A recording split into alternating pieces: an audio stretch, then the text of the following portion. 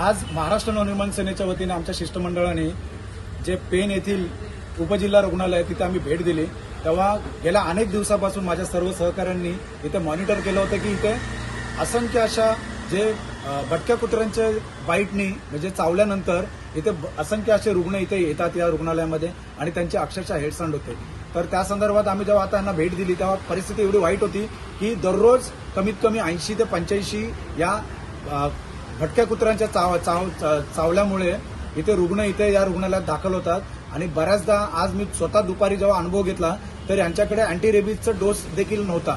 एवढी भयानक परिस्थिती असल्यानंतर हे प्रशासन झोपा काढते, रुग्णालय प्रशासन पण झोपा काढत होतं। शेवटी त्यांना आम्ही दुपारी प्रेशराईज करून त्यांना आम्ही इथे आज डोस मागायला लावले, अँटी रेबीज डोस मागवले।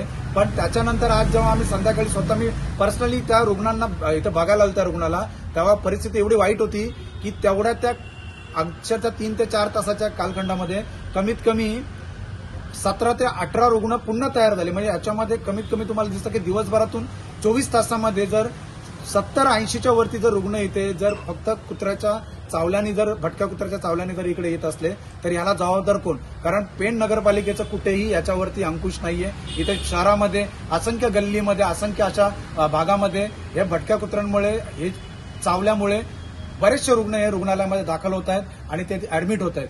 आणि तसंच तालुक्यामध्ये बऱ्याचशा ग्रामीण भागामध्ये देखील अशीच परिस्थिती आहे जिथे पंचायत समितीच्या कुठल्याही प्रशासकीय अधिकाऱ्यांचं लक्ष नाहीये। आम्ही या प्रशासनाला विनंती करतो की तुम्ही याच्याकडे तातडीने लक्ष द्या। हीच जर परिस्थिती कायमस्वरूपी अशीच जर राहिली येत्या आठवडाभर आम्ही 3-4 दिवस वाट पाहू।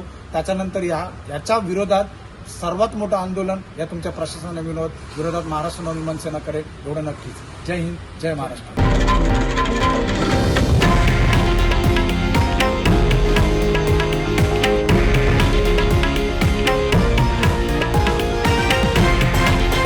हे आहे देशातील नंबर 1 न्यूज नेटवर्क आणि आपण पाहत आहात TV9 मराठी, एकमेव।